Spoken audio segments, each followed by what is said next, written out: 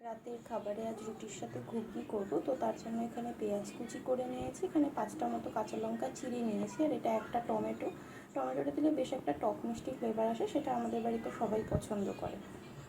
আর এখানে প্রেসার কুকারে আগে থেকেই মটরটা সিদ্ধ করে রাখা আছে, পরে খুলে দেখাচ্ছি। এখানে আলুটা ভেজে নিয়ে আমি আলুটা তুলে রেখেছি, আর এখানে বাটা মশলার মধ্যে আদা বাটা আর একটু রসুন বাটা করে রেখেছি। এবার ওই আলু ভাজা তেলটার মধ্যেই 2টো মতো তেজপাতা ছিঁড়ে এখানে দিয়ে দিলাম, আর তার সাথে এই এতটুকু মতো গোটা জিরে ফোড়নে দিলাম।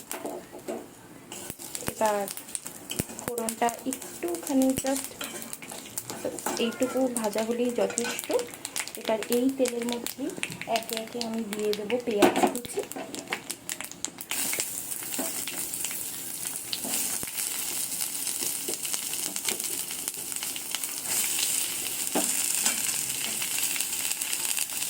পেঁয়াজ কুচিটা দিলাম, লঙ্কাটাও দিয়ে দিলাম তার সাথে।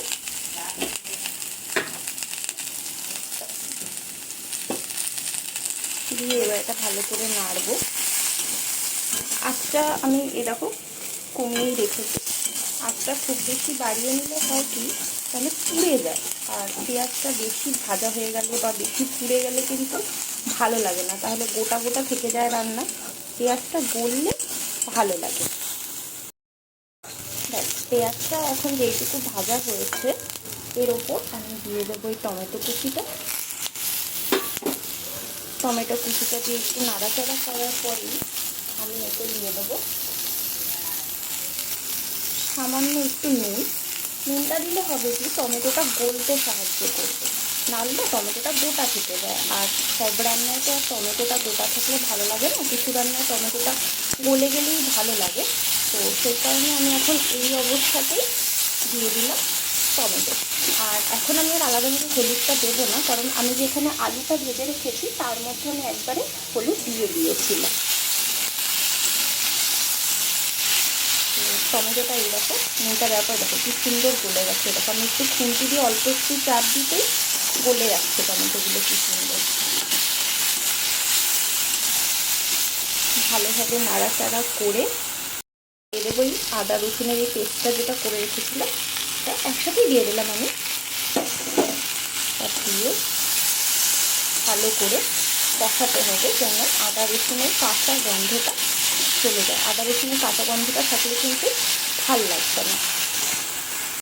তো মশলা কষাতে কষাতে যখন এই পর্যায়ে মোটামুটি চলে আসবে, মানে মোটামুটি কাঁচা গন্ধটা চলে যাবে, খুব একটা কাঁচা গন্ধ পাওয়া যাবে না, সেই সময় এটা তো ড্রাই হয়ে যাচ্ছে, তো সেই সময় এর মধ্যে জল দিতে হবে। জল দিয়ে এটাকে একটু নাড়াচাড়া করতে হবে।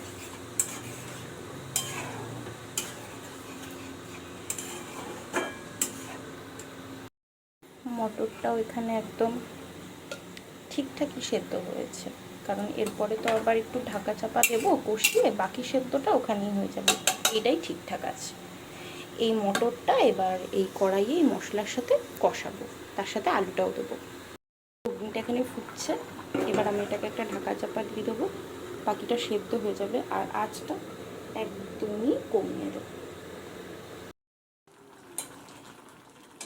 ঘুগনিটা হয়ে গেছে এখানে মোটামুটি। আলুটা দেখি সেদ্ধ হয়েছে কিনা। হ্যাঁ, আলু একদম ঠিকঠাক সেদ্ধ হয়েছে। এইটুকু ঝোল না রাখলে আবার হবে না, উল্টে খেতে বসে ওরা আবার বলবে যে এই ঝোলটাই কম হয়ে গেছে, কারণ আমাদের বাড়িতে সবাই একটুখানি ঝোল ঝোলই পছন্দ করে, অত শুকনো কেউ খেতে পারে না। তো ব্যাস, আমার ঘুগনি হয়ে গেছে।